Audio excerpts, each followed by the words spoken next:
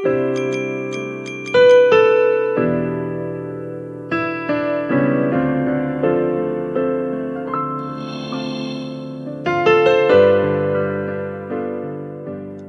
Tuhan, kita bertemu lagi hari ini untuk memuji Tuhan.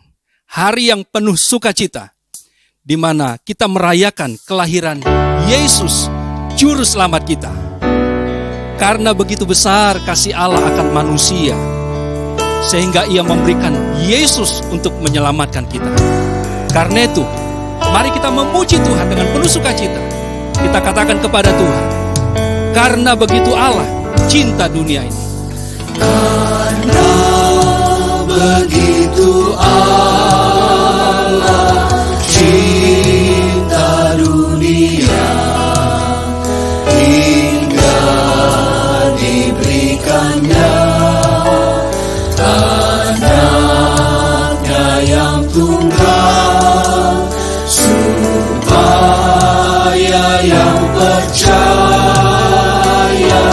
jangan binasa, melainkan dapat hidup kekal. Karena begitu Allah cinta dunia.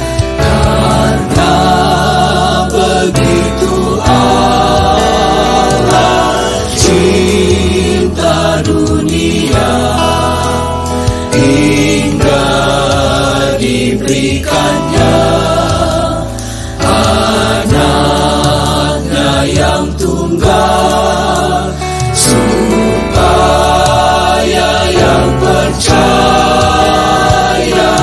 jangan binasa, melainkan dapat hidup kekal. Supaya yang percaya jangan binasa, supaya yang percaya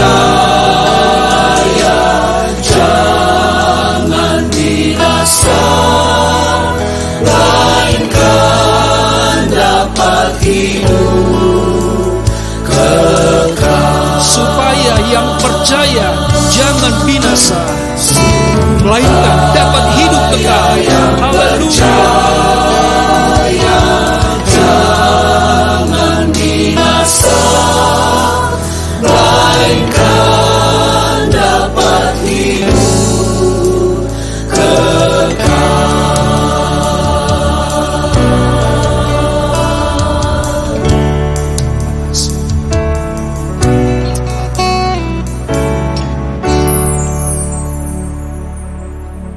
Haleluya.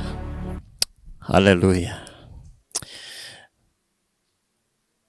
Kami hanya dapat mengucap syukur Tuhan atas perbuatan Tuhan di dalam hidup kami.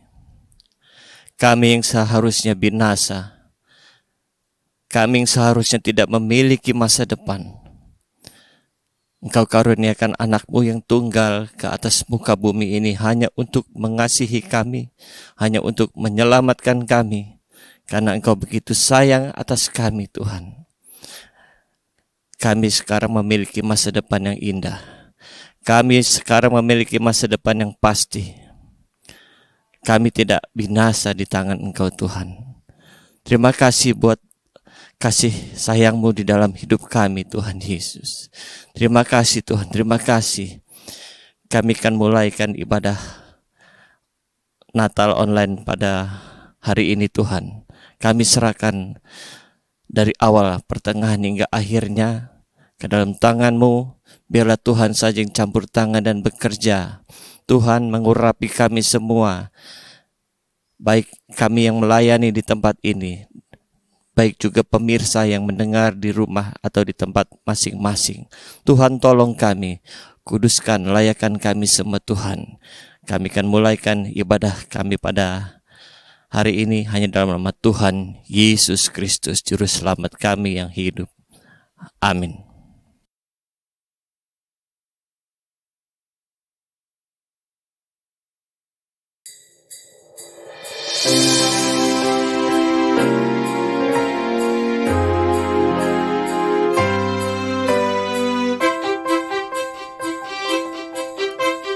Ding dong lonceng berdentang, di surga dengan nyari,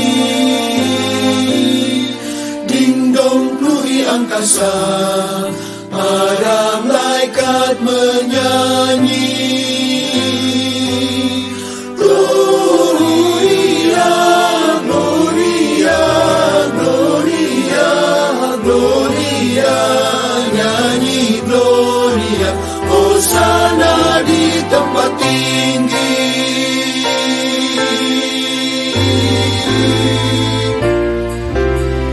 Lonceng gereja bernyanyi, dendangkan pujian mulia. Bersama anak-anak, nyanyi bagaikan malaikat. Gloria, Gloria, Gloria, Gloria, nyanyi Gloria, Hosana di tempat tinggi.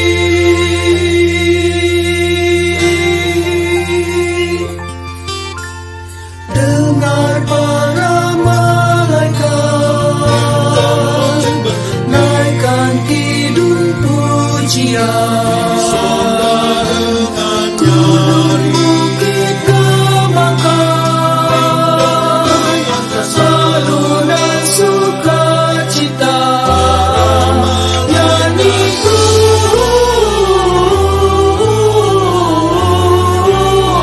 Gloria, muliakan Tuhan. Gloria,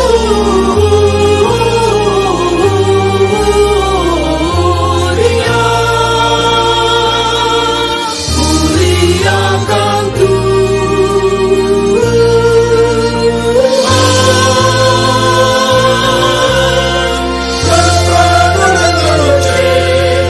Nyanyikan tentang glory, waktu tentara surga, beritakan kisah Natal.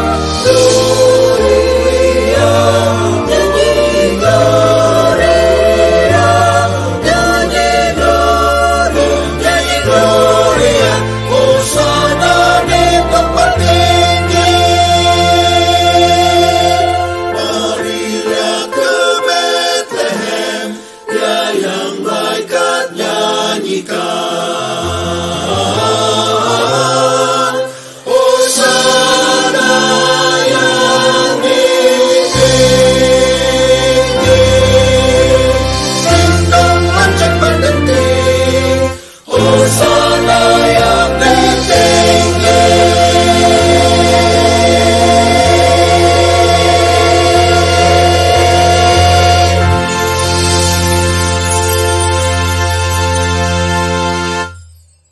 Puji Tuhan. Mari saya undang kita semua bangkit berdiri bersama-sama. Mari kita bersorak memuji Tuhan. Kita nyanyikan pujian kepada Tuhan. Kita sorga bergema, lahir Raja mulia, Yesus Kristus, Tuhan kita. Haleluya. Kita sorga bergema, lahir Raja mulia, damai dan sejahtera turun dalam dunia. Bangsa-bangsa bangkitlah dan bersoraklah serta, beritakanlah kabar baik, lahir Kristus Sang ajaib. Kita sorga bergema, lahir Raja mulia. Kita sorga bergema. Kita sorga bergema, lahir Raja mulia, damai dan sejahtera turun dalam dunia. Bangsa-bangsa bangkitlah dan bersoraklah serta, beritakanlah kabar baik, lahir Kristus Sang ajaib. Kita sorga bergema, lahir mari berhimpun dan bersukaria. Haleluya. Amin. Mari berhimpun dan bersukaria, turut semua ke Betlehem. Marilah pandang Tuhan bala sorga. Tuhan bala sorga, sembah dan puji Dia, sembah dan puji Dia, sembah dan puji Dia yang Raja. Bernyanyilah kamu, tentera malaikat.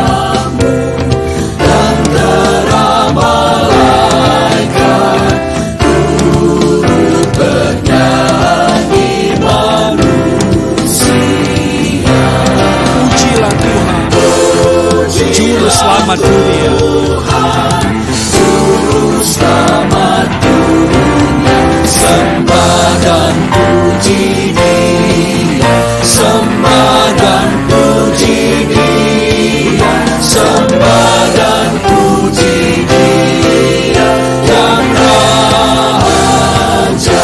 Sembah dan puji Dia, puji Dia, sembah dan puji Dia, sembah dan puji Dia yang Raja. kesukaan bagi dunia, Tuhan sudah datang. Amin. Kesukaan bagi dunia, Tuhan sudah datang. Beri hatimu kepadanya, semua nyanyilah, semua nyanyilah, semua orang bernyanyilah. Kristus memerintah dunia. Kristus memerintah dunia dengan kebenaran. Mulialah kebenarannya, ajarlah kasihnya, ajarlah kasihnya, ajarlah kasihnya. Kesukaan bagi dunia, Tuhan sudah datang. Amin. Bagi dunia, Tuhan sudah datang. Beri hatimu kepadanya, semua nyanyilah, semua nyanyilah, semua orang bernyanyilah. Haleluya. Kesukaan Tuhan sudah datang. Haleluya. Puji Tuhan, jemaat silakan duduk kembali.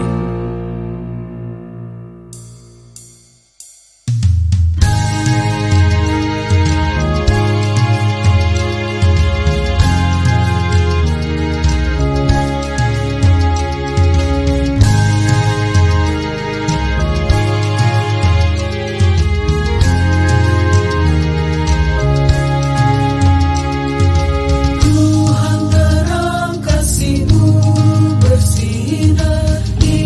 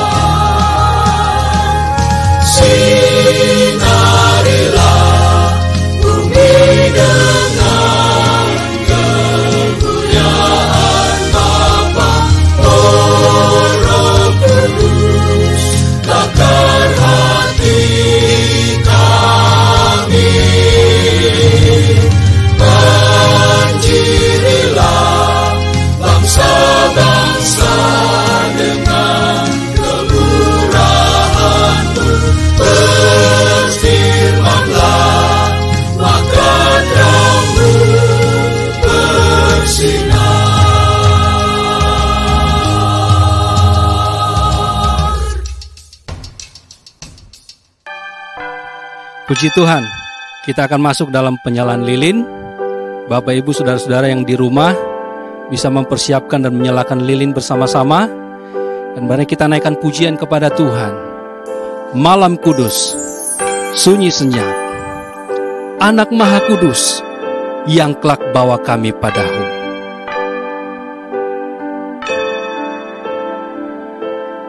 Malam kudus, sunyi senyap, Anak Maha Kudus yang kelak bawa kami padamu. Di kandang Betlehem jadimu, Tuhan langit dan dunia, Tuhan langit dan dunia. Anak kasihan, Anak Kudus, Anak kasihan, Anak Kudus yang cinta kami terus, bagiku hilanglah hormat-Mu, amat hina tempat tidurmu. Ajarlah ku beri syukur,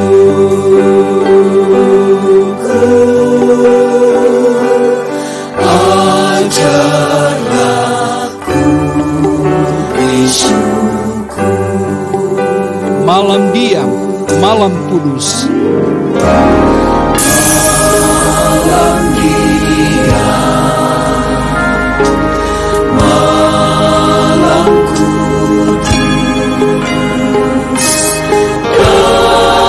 damai telah datang terus di dunia yang hilang dalam perjanjian Allah sudah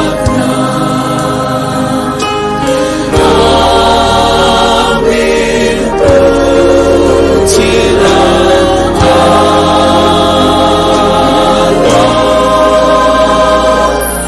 ambil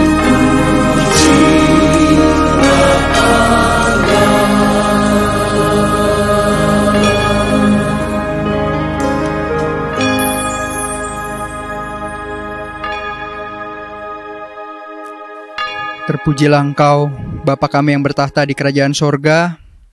Terima kasih Engkau boleh mengirimkan anak-Mu yang tunggal, Tuhan Yesus Kristus, ke dalam dunia, Tuhan. Sehingga kami boleh diberikan oleh Engkau keselamatan, Tuhan. Terima kasih. Kami berdoa, Tuhan, di hari Natal ini kiranya Engkau tetap berada bersama-sama dengan kami dan Engkau turun, Engkau datang ke dalam kehidupan kami, Tuhan. Sebagaimana Kau telah datang ke dunia ini untuk menyelamatkan kami orang percaya, Tuhan. Terima kasih Tuhan Yesus. Di ibadah Natal yang diberkati Engkau ini, kami sekarang akan masuk ke dalam firman-Mu. Kiranya Engkau yang pimpin, Engkau yang sertai, Engkau yang sucikan, kuduskan Tuhan, hamba-Mu yang akan memberitakan firman-Mu. Juga kami Tuhan yang mendengarkan. Kiranya Engkau yang berkati Tuhan, Engkau yang urapi setiap perkataan yang keluar dari mulut hamba-Mu, sehingga apa yang Ia sampaikan dapat diterima di dalam setiap hati kami Tuhan. Engkau bukakan telinga kami, Engkau bukakan hati kami untuk menerima firman-Mu. Biarlah firman yang diberitakan ini dapat menjadi berkat bagi kehidupan kami, dan juga melalui kami dapat menjadi berkat juga bagi orang-orang lain yang mendengarkan Tuhan. Terima kasih. Terpujilah Engkau Tuhan. Kami telah berdoa dalam nama Tuhan Yesus Kristus. Haleluya. Amin.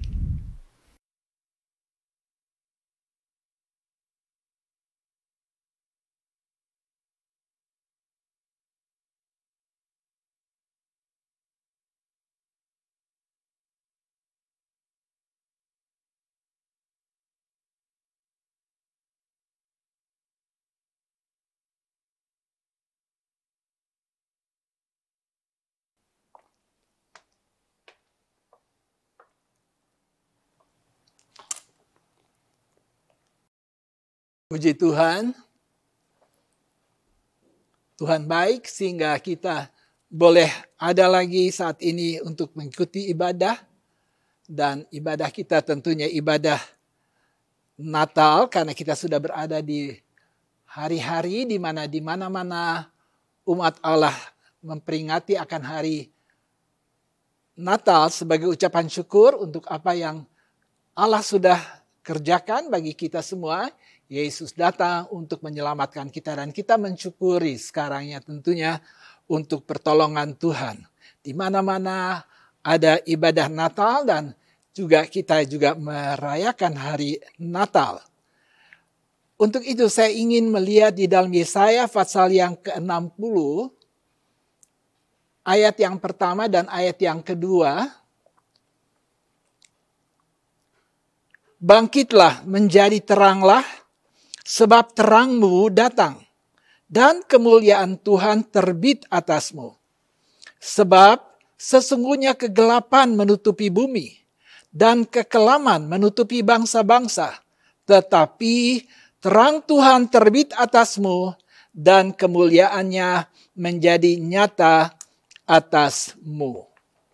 Nah, kita melihat di sini, di mana perkataan daripada Yesaya yang menyebutkan hal ini, karena kita melihat memang kalau kita membaca akan kitab Nabi Yesaya, latar belakangnya adalah di mana Allah memanggil Yesaya.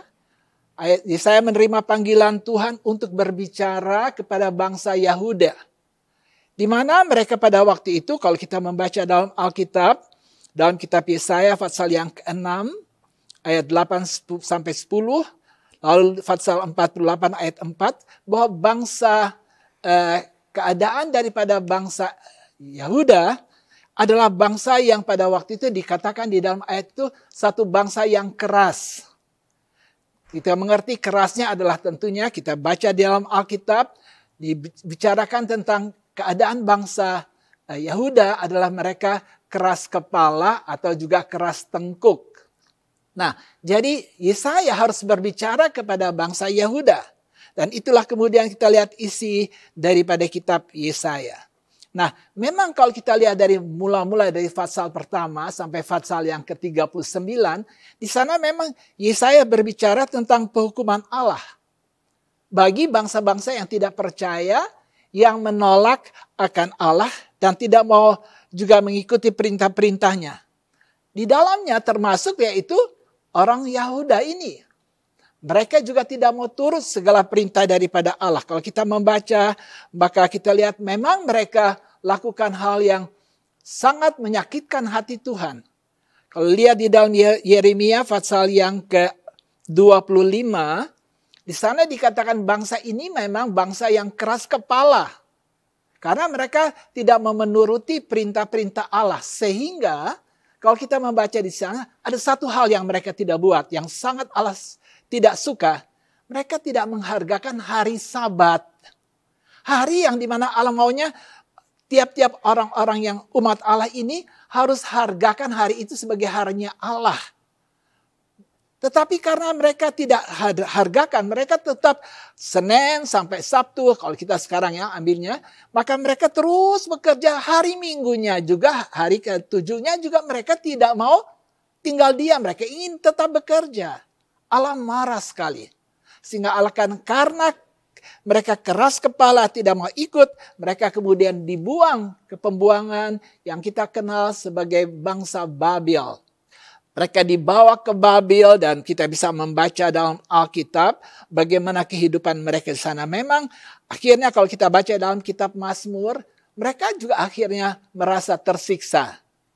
Tetapi itulah karena perbuatan mereka, keras kepalanya itu yang membuat Allah sehingga mereka harus mengalami masa pembuangan ke Babel. Tetapi kalau kita lihat pasal-pasal itu, Allah memang menghukum karena ada kesalahan mereka.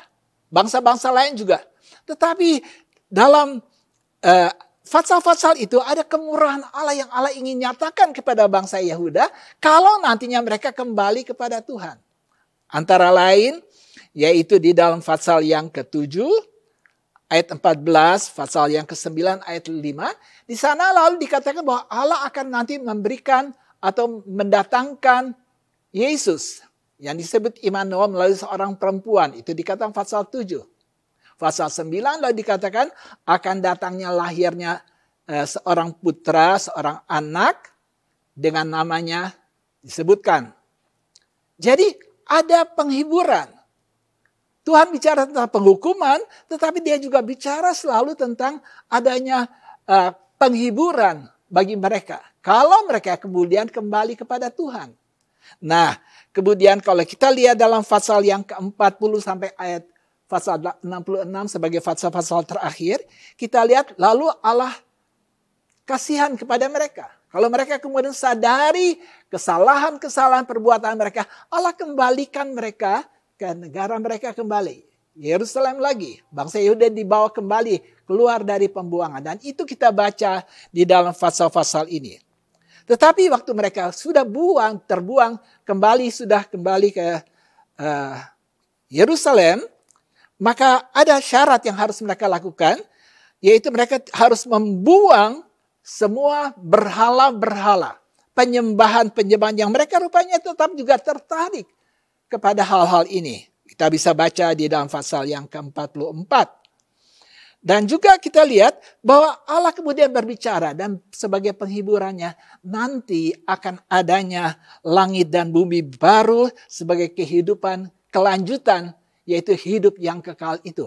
Kita baca itu di dalam pasal yang ke-65. Jadi kita lihat ada penghukuman tetapi ada juga kemurahan Tuhan. Dan sampai hari ini saya percaya Tuhan sama. Hukuman ada tetapi kemurahan Tuhan juga tetap ada. Puji Tuhan. Lalu kita lihat kemudian kepada pasal yang kita akan lihat bersama-sama, Yesaya pasal yang ke-60. Nah, di dalam pasal yang ke-60, ayat yang pertama dan kedua, bangkitlah, menjadi teranglah, sebab terangmu datang dan kemuliaan Tuhan terbit atasmu. Sebab sesungguhnya kegelapan menutupi bumi, kegelapan menutupi bangsa-bangsa, tapi terang Tuhan terbit atasmu dari kemuliaannya, dan kemuliaannya menjadi nyata atasmu. Nah, dikatakan kemudian, dan kita tahu ini tentu ya dia berbicara kepada bangsa Yehuda yang tadi saya sudah katakan bangsa yang keras kepala itu. Lalu Allah katakan mereka akan dibawa kembali, mereka harus buang segala berhala-berhala, dijanjikan nanti ada hidup yang selanjutnya itu hidup di dalam langit dan bumi yang baru.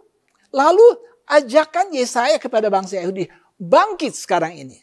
Bangkit juga mempunyai arti bangun, ya. Jadi bangkit atau bangun.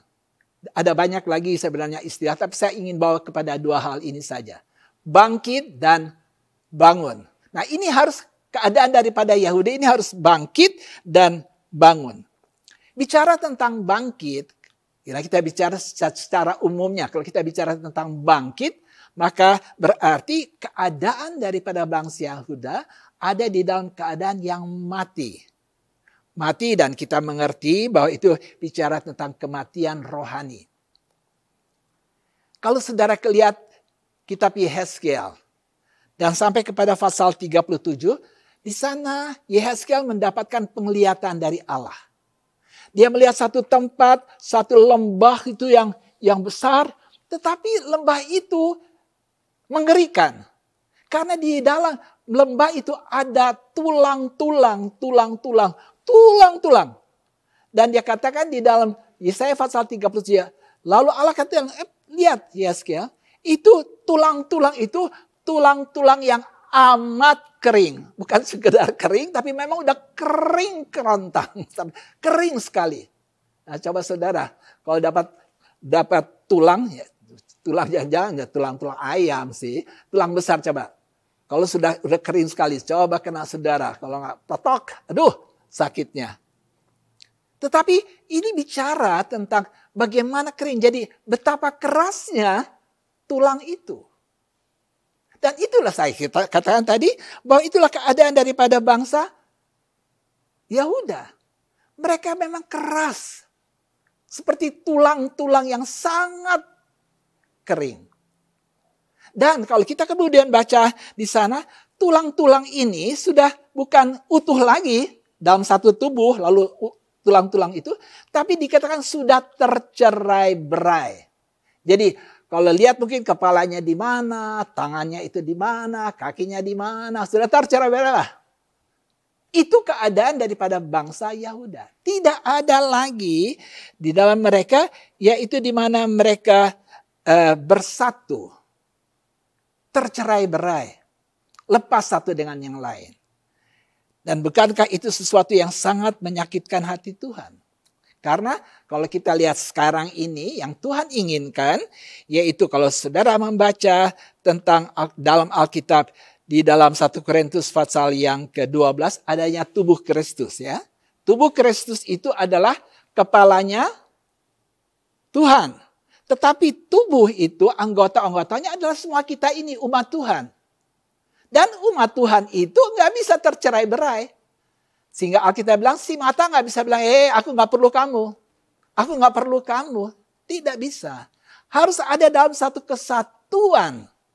Nah itu yang sudah gagal di dalam bangsa Yehuda ini. Sehingga Tuhan kasih lihat. Perhatikan itu. Ini kesalahan daripada bangsa Yehuda. Mereka sudah keras lagi dan mereka memang tidak bisa bersatu lagi. Di dalam kitab Wahyu pasal 3 ada gereja-gereja ya.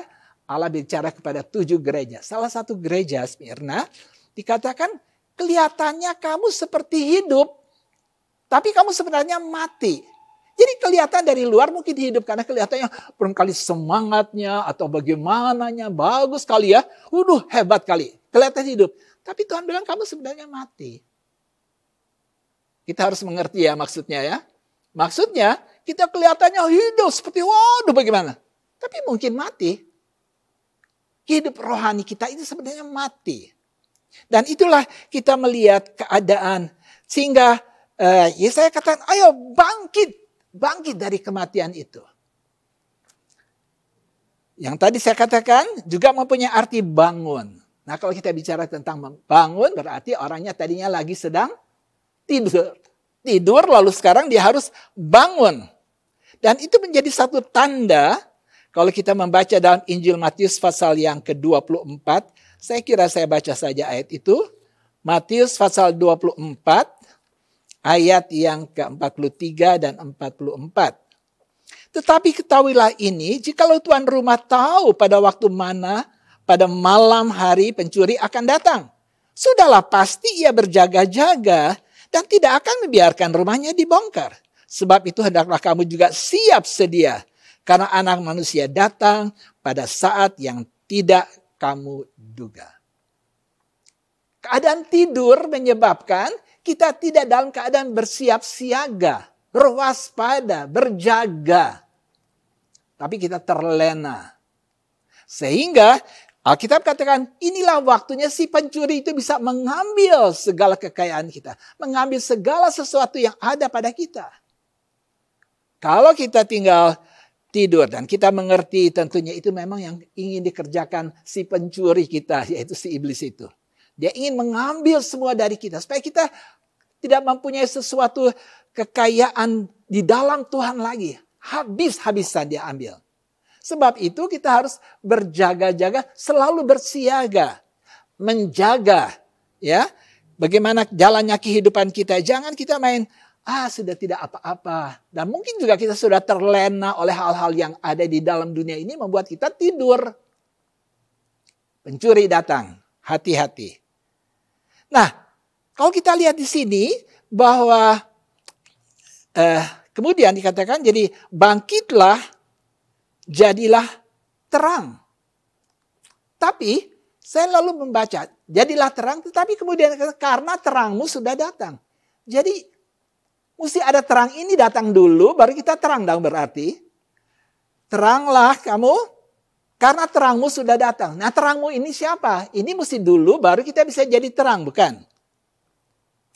Nah terang ini tentunya kalau kita lihat di dalam ayat yang kedua dari pasal 60 ini, dari Yesaya pasal 60, maka di sana dikatakan bahwa terang itu berbicara tentang terang Tuhan. Terang Tuhan terbit. Terang Tuhan ada, datang. Dan kita semua mengerti bahwa bicara tentang terang Tuhan ini adalah tentu bicara tentang Tuhan, tentang Allah. Ya, nah untuk itu saya ingin melihat bersama-sama dulu supaya kita lebih dapat mengerti terang itu, terang Tuhan itu. Dalam Yohanes pasal yang pertama, ayat yang keempat kita tahu di sana dia bicara tentang adanya firman. Firman itu adalah bersama dengan Allah, lalu firman itu adalah Allah dan seterusnya. Kita bisa baca ya. Tetapi kalau sampai kepada ayat yang keempat dari Yohanes pasal yang pertama itu dikatakan begini. Yohanes pasal pertama ayat yang keempat. Dalam dia. Siapa itu dia? Allah tadi ya. Dikatakan di dalam dia ada hidup. Dan hidup itu adalah terang manusia. Di dalam dia ada hidup. Dan hidup itu adalah terang manusia. Dengan kata lain, Allah hidup. Hidupnya itu adalah terang manusia. Berarti bahwa Allah yang kalau kita baca tadi ada bersama dengan firman, bahkan dia adalah firman. Berarti kalau Allah ada menjadi terang daripada manusia, dari kita, maka berarti firman Allah juga menjadi terang bagi kita. Jadi kalau kita bicara tentang Yesus, atau nanti kita lihat juga ayatnya di mana dikatakan Yesus itu jadi terang dunia. Jadi kita lihat Allah itu terang. Nah terang itu, nah kita bagaimana kita terima terang Tuhan itu? Yaitu firman itu harus hidup dan menjadi terang di dalam kehidupan kita. Kalau anak Tuhan tidak lagi suka firman Allah atau menganggap ya begitulah firman Allah, maka bukanlah kita akan mengalami satu kerugian yang besar secara rohani. Kita harus menghargakan waktu-waktu di mana Tuhan mau berbicara kepada kita melalui firman-Nya. Membentuk hidup kita supaya kita datang kepada terang yang sesungguhnya. Karena kita baca nanti, saya katakan bahwa sebab itu kalau kemudian dikatakan bahwa Allah itu adalah terang di dalam manusia, maka ayat yang ke-14 dikatakan bahwa firman Allah itu, yaitu Allah yang dan firman itu kemudian menjadi manusia. Nah manusia siapa? Kalau saudara baca di situ, maka kita mendapatkan kesimpulan bahwa menjadi manusia di dalam Yesus yang adalah kemuliaan Allah. Ya, jadi dengan kata lain, maka juga memang Yesus adalah firman Allah itu. Komplit. Ya, jadi kita mengerti bahwa itulah terang Tuhan itu. Maksudnya terang Tuhan itu apa? Allah itu terang dan menjadi terang kita. Tapi kita baca juga bahwa Yesus juga adalah terang. Firman adalah terang. Jadi saudara-saudara, kita harus bersyukur memiliki dan percaya kepada Allah di dalam Yesus dan kepada firman-Nya. Maka kita akan menjadi umat yang memiliki terang. Karena kalau kita baca dalam Yohanes pasal yang ke-12, ayat yang ke-46. Aku telah datang ke dalam dunia sebagai terang, supaya setiap orang yang percaya kepadaku jangan tinggal di dalam kegelapan. Betul kan tadi dikatakan. Kalau kita percaya kepadanya, kita tidak tinggal dalam kegelapan. Kita menjadi terang. Ya, karena terang itu ada. Nah, Saya ingin juga melihat dalam pasal yang ke-8 ayat yang ke-12 dari Yohanes. Maka Yesus berkata pula kepada orang banyak, katanya, "Akulah terang dunia. Barang siapa mengikut aku, ia tidak akan berjalan dalam kegelapan, melainkan ia akan mempunyai terang hidup." Puji Tuhan. Percaya kepada Yesus. Yesus pun adalah terang itu. Dan terang itu juga dikatakan, kalau kita berjalan percaya kepada Tuhan, maka kita tidak akan tinggal di dalam kegelapan. Dan memang saudara-saudara, kita inilah umat Tuhan yang tidak berjalan di dalam kegelapan, ya. Kegelapan sini kita mengerti semua apa artinya. Saya ambil ayat di dalam Amsal Sulaiman pasal yang ke-4. Karena kemudian dikatakan bahwa keadaan dunia, kalau kita baca ayat yang kedua dari Yesaya 60 tadi, bahwa kegelapan menutupi bumi. Nah, kegelapan ini bukan hanya bicara tentang udaranya atau keadaannya, tapi bicara tentang apa yang ada di dalam dunia yang gelap. Dan kalau kita baca Amsal Sulaiman, pasal yang ke-4, dikatakan begini, ayat yang ke-19. Jalan orang fasik itu, mereka seperti kegelapan. Mereka tidak tahu apa yang menyebabkan mereka tersandung. Dikatakan siapa? Mereka ini yang dalam gelap. Mereka ini kegelapan. Orang fasik, orang jahat. Dan di Alkitab katakan, mereka tidak sadar, mereka itu tersandung, jatuh. Dan memang saudara-saudara, dalam kegelapan kalau orang berjalan ya susah untuk mengetahui arah tujuan, nggak tahu. Bisa-bisa lalu terjatuh. Saya ingat kepada satu pengalaman pada waktu kami di tempat kami dulu belajar melayani Tuhan di satu desa kecil. Itu kalau kami pulang dari desa ke satu ke desa lain karena kami mesti tunggu kereta, kami berjalan dan kami mesti berjalan lewat jalan-jalan yang gelap karena namanya juga di desa, ya. Jadi ada waktunya kalau kita jalan, saudara-saudara, kita mesti hati-hati. Karena orang bilang, itu kalau jalan di situ, hati-hati banyak ranjau. Tahu saudara apa ranjau? Ya, karena ada banyak binatang juga di daerah sana. Jadi hati-hati katanya. Jadi sambil jalan, saudara-saudara, kita sangat, jangan-jangan nanti kalau terinjak, ya sudahlah, kena ranjau lah kita. Harus jaga, karena memang susah untuk dilihat. Itu kegelapan. Nah, kita bersyukur di dalam Yesus, tidak ada kegelapan. Kita di dalam terang daripada Tuhan. Dan kita bersyukur dia sudah datang sebagai terang dunia ini. Di tengah-tengah kegelapan. Di mana sementara banyak orang-orang yang hidup dalam kejahatan, kegelapan. Orang-orang fasik. Tidak tahu arah tujuan hidup mereka. Asal mereka jalani sehingga ada dikatakan Alkitab. Orang dikatakan begini. Sekarang kita makan, kita minum, besok kita mati. Enak saja ngomong. Matinya tuh kemana? Tidak ada arah tujuan. Pokoknya habis mati selesai sudah. Tapi kita baca dalam Alkitab tidak demikian. Kita bersyukur mengenal Yesus dan tahu arah tujuan kita. Alkitab selalu ingatkan bahwa barang siapa yang percaya kepada Yesus tidak akan binasa melainkan dapat hidup yang kekal. Jadi sudah ada tujuan kepada hidup yang kekal. Jadi puji Tuhan. Nah, saudara-saudara, jadi Yesus menjadi terang. Yesus adalah terang dunia. Dan tentunya kemudian dikatakan tadi, saya katakan terangmu karena kemudian kita menjadi terang. Nah, terang kita ini, oleh kemurahan Tuhan, kita di dalam terang Tuhan. Puji Tuhan. Tetapi terang yang ada di dalam kita, terang Tuhan itu, kita lihat dalam Amsal Sulaiman tadi, pasal yang keempat, ayat yang ke-18, di atas ayat 19 tadi. Tetapi jalan orang benar itu seperti cahaya fajar, terang. Yang kian bertambah terang sampai rembang tengah hari. Jadi terang, kita bersyukur kita sudah terang di dalam Tuhan. Ada firman. Tapi terang ini harus bertambah, tambah. Jangan aku sudah terang. Terus. Seberapa lama Tuhan masih berikan kita hidup. Kita perlu firman Allah untuk menerangi hidup kita, bukan? Kita harus bertambah, bertumbuh di dalam Tuhan. Sampai dikatakan mencapai rembang tengah hari. Nah, dalam bahasa lain dikatakan perfect day. Hari yang sempurna.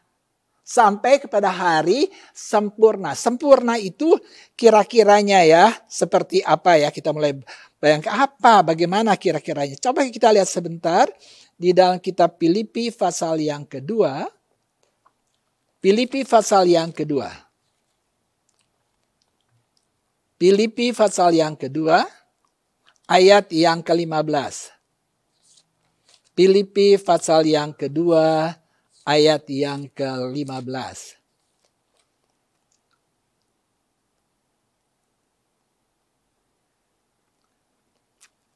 Supaya kamu tidak beraib, tiada bernoda, sebagai anak-anak Allah yang tidak bercela di tengah-tengah angkatan yang bengkok hatinya dan yang sesat ini. Sehingga kamu bercahaya di antara mereka seperti bintang-bintang di dunia. Puji Tuhan. Saudara-saudara, inilah dia kehidupan kita yang menuju kepada keadaan di mana dikatakan kamu tidak beraib dan tidak bernoda, tidak bercela. Puji Tuhan. Kita sedang menuju bertambah sehingga orang memang tidak bisa mencari kesalahan kita. Karena kita tidak hidup dalam keadaan yang bercela. Kita tidak hidup dengan keadaan cacat. Kita tidak hidup dalam noda. Kita sudah mengalami kemurahan Tuhan yang membawa kita. Justru kalau saya kemudian beralih ke dalam Efesus pasal yang ke-5. Ayat yang ke-27. Keadaan daripada umat Tuhan sebagai digambarkan sini sebagai calon pengantin Kristus itu. Maka dikatakan ayat 27, supaya dengan demikian ia menempatkan jemaat di hadapan dirinya dengan cemerlang, tanpa cacat atau kerut atau yang serupa itu. Tetapi supaya jemaat kudus dan tidak bercela. Puji Tuhan. Itulah kehidupan yang sedang Tuhan kerjakan di dalam hidup kita. Kita bertambah dalam terang Allah. Kemudian kita menjadi sempurna. Tidak ada cacat celah. Dan itulah tentunya kita doakan bagi gereja Tuhan. Lalu dikatakan tadi, maka kemuliaan Tuhan terbit atasmu. Puji Tuhan. Apa itu kemuliaan? Kemuliaan Allah itu mempunyai pengertian, yaitu kemuliaan itu seperti satu timbangan berat ya, bobot dengan kata lain. Itu satu bobot. Itu kemuliaan Tuhan. Ada bobot, satu berat yang Tuhan berikan kepada gereja, yaitu di mana kita lihat hebatnya kita di dalam Tuhan itu, di dalam kehidupan kita baik dalam kekudusan, tadi kita sudah baca, itu merupakan kemuliaan Tuhan, kekudusan Allah dalam hidup kita. Ya, tadi saya baca Efesus 4, saudara bisa catat Mazmur 96 ayat yang ke-9, bicara tentang pakaian kekudusan yang harus kita miliki. Efesus 4 ayat 21 dan 24. Dan bukan hanya kekudusan, tetapi bicara tentang kekuatan kuasanya Tuhan. Hebatnya kuasanya Tuhan di dalam hidup anak Tuhan. Baca saja nanti Efesus 1 ayat yang ke-19. Itu ada di dalam hidup anak Tuhan. Yang hidup di dalam terang Allah. Yang bertambah-tambah sampai waktunya kepada kesempurnaan itu. Ingatlah, ada kekuatan Tuhan. Kalau kita tinggal di dalam Tuhan. Dan saya ingin akhiri firman Tuhan pada saat ini. Yaitu mengingat satu waktu ke pengalaman daripada umat daripada Tuhan dalam 1 Samuel pasal yang keempat ayat yang ke-21. Di mana mereka, umat Tuhan itu selalu mengalami peperangan-peperangan. Dan biasanya ya, ini ngomong biasanya, mereka kalau mereka berperang, mereka harus membawa tabut Allah. Tabut Tuhan. Hadirat Allah itu mesti ada. Ya, ulian Allah ada di dalam. Sehingga kalau mereka pergi berperang, kalau kita membaca keadaan daripada bangsa ini, kemana mereka perang? pasti menang. Pasti menang. Pasti menang. Harus menang. Karena ada kemuliaan Allah itu, kekuatan Allah itu ada. Tetapi kalau kita kemudian melihat dalam Alkitab betapa sedihnya, kalau kita membaca pasal yang keempat. Dari atas saudara kita baca, tabut Tuhan dirampas. Bayangkan, berarti mereka pernah bawa, tapi lalu diambil. Dan kalau saudara baca memang, pernah terjadi. Sebenarnya mesti mereka menang, mesti. Sampai mereka bertanya, kok kita nggak menang ya ini kali? Mana itu? Kalau saya boleh kata, kalau kita sekarang sudah mengerti, mana kemuliaan Allah itu? Kuasa Tuhan itu mana? Kok kita kalah? Lalu kemudian kita baca dalam firman, rupanya memang karena hidup mereka sudah bernoda lagi. Mereka sudah hidup tidak benar lagi. Perbuatan-perbuatan mereka kalau saudara baca luar biasa saudara-saudara. Memalukan orang yang beriman kepada Tuhan. Ya, jadi kita lihat di situ bahwa sehingga akibatnya mereka kalah. Dan memang mereka kalah. Kalah lalu dibawalah tabut Tuhan itu keluar. Nah pada waktu akan dibawa ada dikatakan dalam 1 Samuel pasal yang keempat itu bagian terakhir. Saya baca dari ayat yang ke-19 ya. Karena kita baca. Adapun menantunya perempuan, istrinya Pinehas. Jadi Pinehas itu anaknya dari imam ya. Sudah hamil tua. Ketika didengarnya kabar itu bahwa tabut Allah telah dirampas. Dan mertuanya laki-laki serta suaminya telah mati. Duduklah ia berlutut. Lalu ia bersalin. Sebab ia kedatangan sakit beranak. Ketika ia hampir mati, jadi rupanya begitu beratnya dia alami, berkatalah perempuan-perempuan yang berdiri di dekatnya, janganlah takut, sebab engkau telah melahirkan seorang anak laki-laki. Tetapi ia tidak menjawab dan tidak memperhatikannya. Ayat 21, ia menamai anak itu Ikabod, katanya, telah lenyap kemuliaan dari Israel. Karena tabut Allah sudah dirampas, dan karena mertuanya dan suaminya. Katanya, tidak telah lenyap kemuliaan dari Israel sebab tabut Allah telah dirampas. Sebenarnya harus ada. Kemenangan itu harus ada. Tapi kemuliaan Allah sudah hilang dari mereka. Terjadilah mereka mengalami kekalahan. Nanti kalau saudara baca kemudian sih dalam pasal yang kemudian nanti saudara bisa baca. Waktu dia dibawa itu tabutnya dibawa, ditaruh di dalam satu tempat penyembahan di mana ada patung Dagon. Kita baca Alkitab, itu tabut Allah ada ditaruh di depan, itu patungnya sana di situ berhadapan. Tiba-tiba pada waktu malam itu patung jatuh, bluk jatuh. Lalu apa nggak ada angin, nggak ada hujan? Dipikir, diberdirikan lagi. Lalu kemudian mereka lihat jatuh lagi. Baru mereka sadar itu karena ada tabut Allah. Jadi tabut Allah itu mempunyai tetap kuasa, tidak bisa hilang. Tetapi yang buat sehingga kita tidak alami kemuliaan Allah adalah kalau kita sudah keluar dari jalan Tuhan. Hidup dalam keadaan yang tidak kudus. Tidak lagi mengalami kemuliaan daripada Allah. Jadi kiranya Tuhan tolong kita. Renungan firman Allah mengajak, ayo mari kita bangkit dari kematian rohani. Kita juga bangun dari kelesuan dan tidur rohani. Bangun menjadi kekuatan di dalam Kristus Yesus. Karena waktu tulang-tulang tadi yang kering ya di hasil itu, pada waktu kan terjerai. Tetapi kemudian Allah berbicara kepada mereka.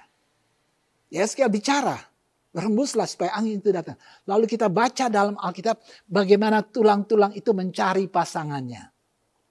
Puji Tuhan. Sehingga akhirnya kalau sudah mereka menjadi satu di dalam ukuran yang harus mereka adakan, Alkitab bilang mereka menjadi suatu tentara yang sangat besar.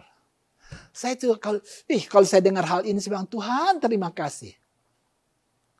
Akan menjadi satu tentara yang besar, mempunyai kekuatan, mempunyai kemuliaan Allah. Dan kiranya ini kembali. Kiranya dengan Natal yang kita peringati akan mendorong kita lagi. Bukan hanya sekedar ya bagusnya Natal dan terima kasih Tuhan buat segala kemurahan. Tapi mengajak kita, ayo bangun. Ayo kita bangkit. supaya kita boleh melihat kemuliaan Allah nyata lagi di dalam hidup kami. Secara pribadi, dalam gereja-gereja, kami boleh lihat kembali kemuliaan Tuhan. Terima kasih buat kesempatan pada hari ini untuk kami boleh dengar firman Tuhan. Puji Tuhan. Kita akan akhiri ibadah kita pada saat ini. Dan kita akan tutup tentunya dengan doa. Supaya kiranya berkat Tuhan nyata di dalam tiap kehidupan kita. Untuk tahun yang mendatang dan seterusnya. Terang Tuhan senantiasa terbit. Kemuliaan Tuhan nyata di dalam tiap kehidupan kita.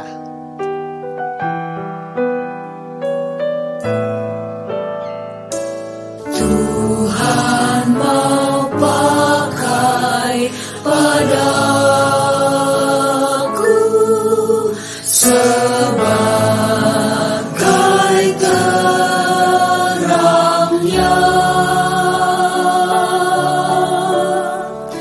senantiasa bersinar di terang dan panasnya, karena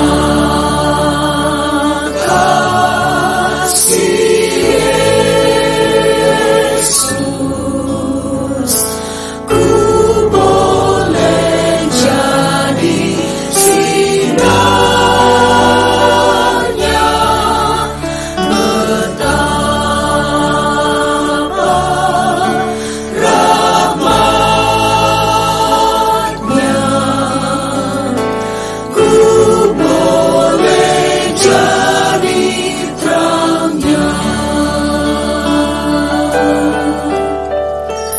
Tolong saya Tuhan Yesus, bersinar selalu,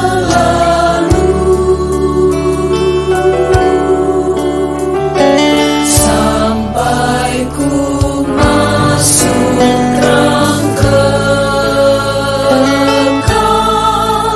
memandang wajah-Mu, karena kasih Yesus ku boleh jadi sinarnya,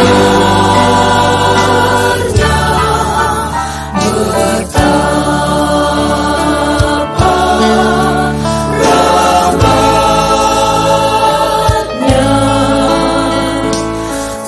ku boleh jadi terangnya,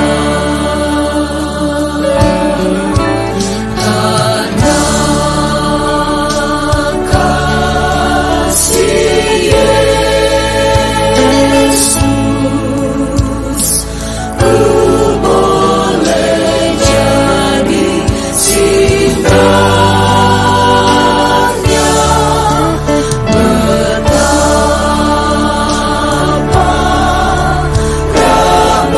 betapa rahmatnya,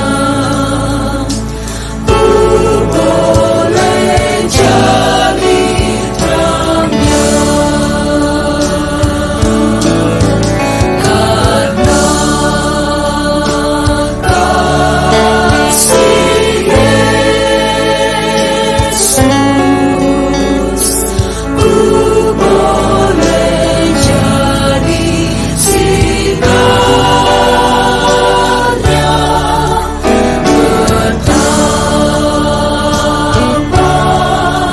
betapa rahmatnya,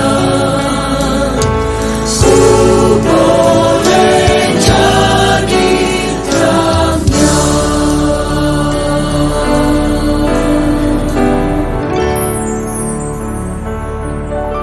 Pada akhir daripada ibadah kami Tuhan, kami datang kepadamu mensyukuri untuk segala kebaikan dan kemurahan Tuhan, kasih karunia Mu yang begitu besar yang kami tidak mungkin dapat balas Tuhan. Tetapi kami terima dan kami syukuri untuk hal itu.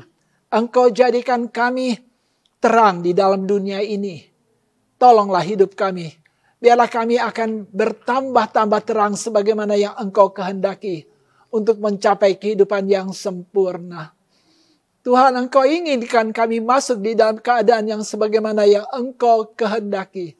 Hidup di dalam kekudusan-Mu, hidup di dalam kekuatan kuasa-Mu, karena kemuliaan-Mu nyata di dalam hidup kami, Tuhan. Tolonglah kami jalani hari-hari yang akan datang, akan nyata di dalam tiap hidup kami. Engkau bertumbuh, Engkau bertambah, sehingga kami mencapai apa yang menjadi tujuan Tuhan. Kami sempurna, sama seperti Engkau. Tuhan, terima kasih Tuhan. Terima kasih, sampai di sini Tuhan sudah tolong kami. Dan keyakinan kami yang penuh, kami katakan Tuhan, Engkau tetap akan tolong kami lagi di hari-hari yang mendatang. Terima kasih Bapa. Segala puji hormat kami kembalikan kepada Tuhan saja. Dan marilah saudara-saudara sekalian, pulanglah dengan berkat daripada Allah Bapa, dengan cinta kasih sayang dan kemurahan daripada Tuhan Yesus. Persekutuan, penyertaan, penghiburan daripada Roh Kudus tetap menyertai kita sekalian, mulai saat ini bahkan sampai selama-lamanya. Di dalam nama Tuhan Yesus Kristus, semua kita berkata, amin. Kami, keluarga Pendeta Hamande, mengucapkan Selamat Natal 2020 dan Tahun Baru 2021. Sekali Yesus, tetap Yesus.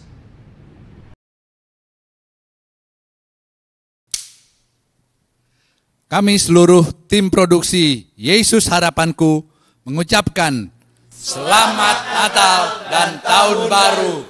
Tuhan Yesus memberkati. Sekali Yesus, tetap Yesus.